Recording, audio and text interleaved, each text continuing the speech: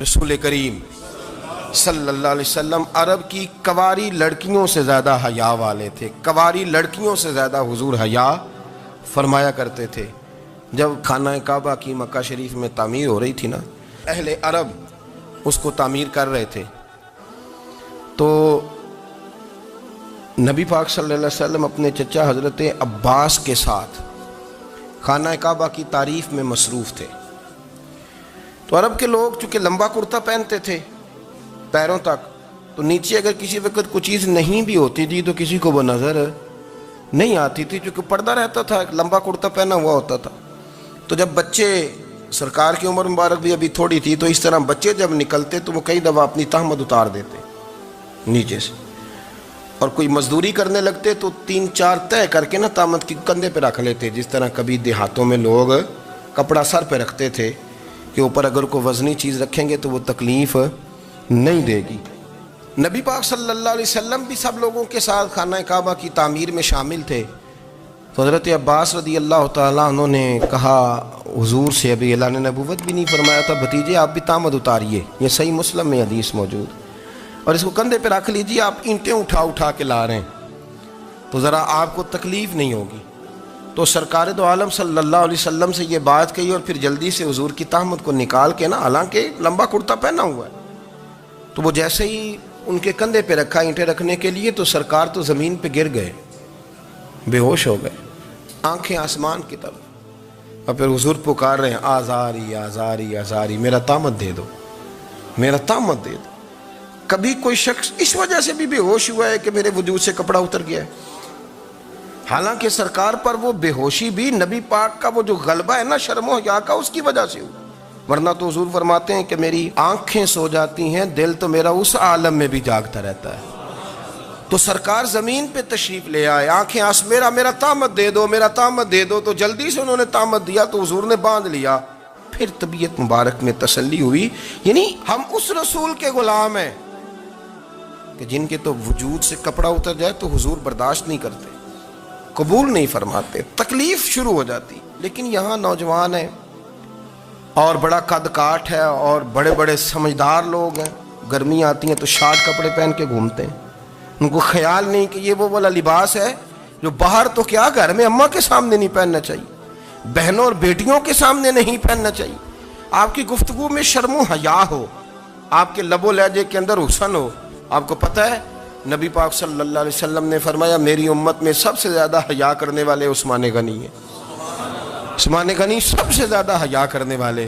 آپ فرمایا کرتے تھے جب سے حضور کا چہرہ دیکھا ہے میں نے کبھی اپنی شرمگاہ بھی نہیں دیکھی، میں نے آنکھوں کا وضو نہیں توڑا، اور جب سے حضور کے دست مبارک میں نے بیعت کے لیے سیدھا ہاتھ بڑھایا تو پھر سیدھا ہاتھ میں نے کبھی گندگی کو نہیں لگایا۔ حیات، آپ باتھ روم کے اندر بھی غسل فرماتے تھے تو کپڑوں سمیت کرتے تھے۔ کسی نے کہا حضرت جی واش روم کے اندر کیوں نہیں کپڑے اتارتے؟ آپ فرمانے لگے باہر بندوں سے حیا کرتا ہوں، اندر جاتا ہوں تو رب سے حیا آنی شروع ہو جاتی، وہ تو دیکھ رہا ہے نا۔ تو میں جو بات آپ کی خدمت میں عرض کرنا چاہتا ہوں اس کو آپ سمجھیے گا میرے عزیز، کہ شرم والا مزاج، گفتگو بھی شرم والی، آنکھیں بھی شرم والی، لباس بھی شرم والا، دوستی یاری بھی شرم والی، بہت ساری ایسی باتیں۔ دیکھیں نا آپ ذرا، میں نے کہا کہ باتوں کو سن کے گزر نہ جایا کریں، اس کی گہرائی پر غور کریں۔ اور نبی رحمت علیہ السلام کی پہلی بات نہیں بیویوں کی آنکھوں میں آنسو پیدا کر دیے۔ حضور فرمانے لگے سنو، جب کوئی عورت بچہ پیدا کر لیتی ہے تو رب اسے اتنا ہی درجہ دیتا ہے جتنا ایک شہید کو درجہ عطا کرتا ہے۔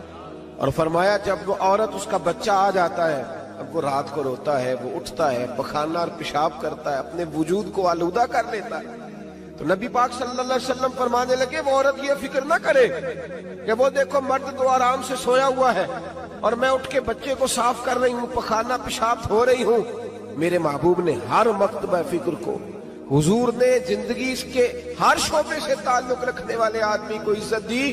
فرمایا بیبیو جب تم رات کو اٹھ کے اپنے بچے کی خدمت کرتی ہو، دودھ ڈال کے دیتی ہو، پخانہ اور پیشاب صاف کرتی ہو، تو فرمایا رب تمہیں اتنا ہی اجر دیتا ہے جتنا ساری رات مصلی پہ کھڑے رہنے والے عبادت گزار کو اجر عطا فرماتا ہے، اتنا اللہ تمہیں اجر دیتا ہے۔ ہر شخص کے حصے میں، ہر شخص کے حصے میں میرے نبی پاک نے عزت لکھی، ہر شخص کے حصے میں۔ رسول پاک نے وقار، رشتوں کو حضور نے اتنا مضبوط کر دیا، اتنا مضبوط کر دیا کہ رشتے رشتے نہیں درد بن گئے۔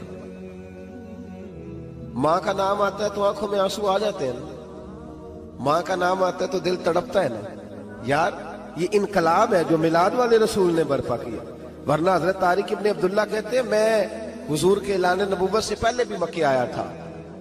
آپ فرماتے میں نے ایک بوڑھی عورت کو، ایک نوجوان کو گلے میں رسی ڈال کے گھسیٹ کے لے جاتے دیکھا، تو میں نے اس سے کہا کہ یہ کیا کر رہے ہو، کون ہے یہ بی بی، کیا مسئلہ ہے؟ تو وہ کہنے لگا جی میری اماں ہے، بوڑھی ہو گئی ہے، کسی کام کی نہیں رہی تو بیچنے جا رہا ہوں، چلو کسی کے برتن جب مانجے گی تو میرے تو پاس کچھ نفع آئے گا نا بیچنے۔ یہ داستانیں نہیں، ابھی بھی جن لوگوں کی طبیعت سخت ہوتی ہے وہ قتل نہیں کر دیتے ماں باپ کو۔ واقعہ سنے نا آپ نے کہ ابا میرے نام زمین نہیں کر رہا تو مار دیا۔ جب کلیجے سخت ہوتے ہیں تو کام ہو جاتا ہے۔ ایک طرف وہ منظر تھا اور ایک طرف یہ منظر ہے کہ حضرت حلیمہ سعدیہ رضی اللہ تعالی عنہ، ان کا نام نہیں ہے حضرت حلیمہ کا مسلم شریف میں، وہ امام زرقانی نے لکھا ہے، ورنہ مسلم میں یہ روایت اپنے اصل انداز میں موجود ہے۔ حضرت ابو ہریرہ رضی اللہ تعالیٰ عنہ فرماتے ہیں کہ جناب حلیمہ بوڑھی عورت، سادی عورت، اگر آپ کبھی معاشرتی لحاظ سے حضرت حلیمہ کا انداز دیکھیں گے نا، توجہ ہے میری بات پر، سمجھ آ رہی ہے آپ حضرات کو؟ جو ہمارا معاشرتی ماحول ہے نا، معاشرتی ماحول، تو حضرت حلیمہ سعدیہ رضی اللہ تعالیٰ عنہ کی حیثیت آج کے معاشرے میں اگر دیکھی جائے تو ایک آیا، بچوں کو پالنے والی آیا نہیں ہوتی، وہ آیا کی اسکول میں ایک آیا ہوتی ہے۔ جب بچہ چھوٹے ہمارے پرائیویٹ سکولز میں بچے جاتے ہیں تو عورت سنبھالتی ہے، دودھ ڈال دیتی ہے، کئی دفعہ فیڈر بھی پلا دیتی ہے، بچہ اگر پخانہ پیشاب کرتا ہے تو خدمت کرتی۔ یہ عورتیں اس زمانے میں چھوٹے بچے لے جاتی، پالا کرتی۔ تو بتانا دائی کی، آیا کی، میں مثال دے رہا ہوں، اور نرس کی کیا حیثیت ہے معاشرے میں۔ اور حضرت حلیمہ سعدیہ جب نبی پاک کو واپس لے کے آئی تھی تو چلو کچھ نہیں، لیکن نہ کچھ معاوضہ بھی انہیں حضرت عبد المطلب نے عطا کیا تھا، جناب آمنہ نے انہیں کچھ، ایک معنی یہ بھی ہو سکتا تھا کہ پیسے دے کے یہ کام کرایا، معنی ہو سکتا تھا۔ آج جو گھر میں اماں برتن دھوتی ہے اس کی کیا حیثیت ہوتی ہے؟ وہ تو بیچاری جن برتنوں کو دھو کے ہمیں دیتی ہے، بعد میں انہی برتنوں میں ہم انہیں کھانا کھانے کی اجازت نہیں دیتے۔ لیکن میرے رسول پاک نے رشتوں کو عزت دے دی، اس طرح کی عزت دی، اس طرح کی عزت دی کہ جناب حلیمہ مسجد نبی کا دروازہ گزری ہی تھی کہ حضرت ابو ہریرہ فرماتے ہیں نبی پاک منبر پر اٹھ کے کھڑے ہو گئے، رسول پاک کھڑے ہوئے، نبی پاک۔ میں کبھی کبھی یہ روایت دیکھتا ہوں تو میرا دل کرتا ہے میں اپنے آپ سے پوچھوں، میرا دل کرتا ہے میں اپنے یاروں دوستوں خطباء سے، واعظین سے، پیروں سے، مشائخ سے پوچھوں کہ تو بھی بتا، جب تو شاگردوں کو پڑھا رہا ہوتا ہے اور تیرے ابا جی آتے ہیں تو کبھی اٹھ کے کھڑا ہوا ہے؟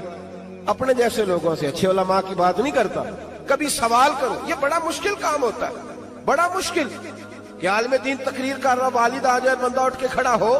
لیکن رسول پاک نے عزتیں دی، وقار دیا۔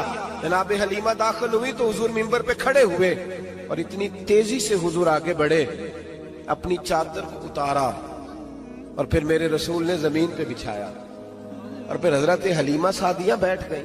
اور جناب ابو ہریرہ فرماتے جتنی دیر نبی پاک ان کے سامنے بیٹھے رہے، اتحیات کی حالت میں بیٹھے رہے۔ حضور نے رشتوں کو وہ وقار دیا، وہ حسن دیا کہ رشتے درد بن گئے ہیں۔ اب ماں کا نام دل میں بعد میں آتا ہے، زبان میں بعد میں آتا ہے، آنسو پہلے آتے ہیں۔ اب ماں کا رشتہ ایک وقار ہے، ایک حسن۔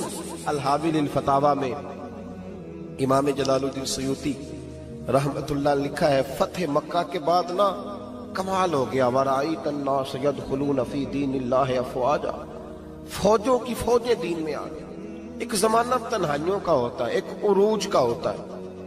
عروج کے زمانے میں بڑے تعلق، بڑے رش، بڑی باتیں۔ اب حال یہ تھا فتح مکہ کے بعد کہ پہلے تو ایک آدھ آدمی کلمہ پڑھتا تھا، فوجوں کی فوجیں آتی۔ ایک دن نہ نبی پاک نماز پڑھانے آئے مسجد میں، میرے نبی پاک صلی اللہ علیہ وسلم نے مسجد میں آئے تو مسجد کھچا کھچ بھری ہوئی، گلیاں بھی بھری، 10,000 کے قریب لوگ مدینے میں جمع ہیں حضور کے پیچھے نماز پڑھنے کے لیے۔ پڑھیے صلی اللہ علیہ وسلم۔ نبی پاک صلی اللہ علیہ وسلم تشریف لائے نا، جیسے ہی مسجد میں داخل ہوئے تو 10,000 کا مجمع اٹھ کے کھڑا ہو گیا.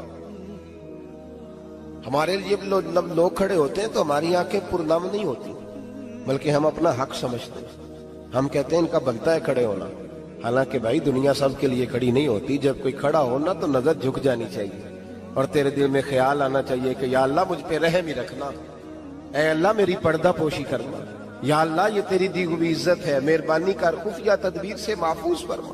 کہ ہمیں احساس نہیں ہوتا الا ماشاءاللہ.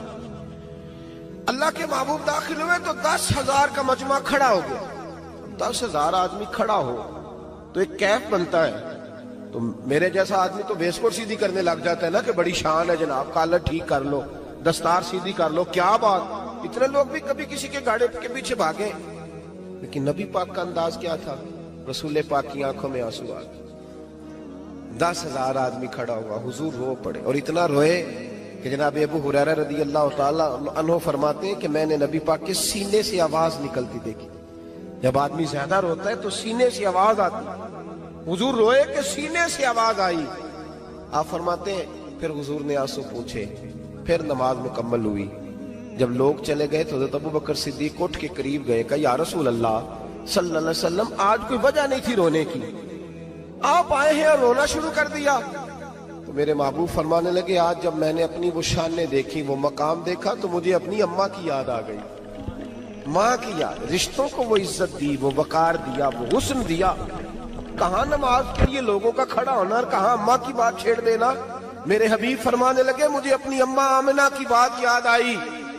میری ماں نے تو وہ دور دیکھا تھا جب وجود میں کپڑے بھی پورے نہیں تھے، دل کرتا تھا آج اماں موجود ہوتی، میں نماز پڑھانے آتا، اللہ اکبر کہہ کے نیت باندھتا، سبحانک اللہ کے بعد سورہ فاتحہ پڑھتا اور سورہ فاتحہ مکمل پڑھ لیتا کہ میری اماں آمنہ کو کوئی کام یاد آتا.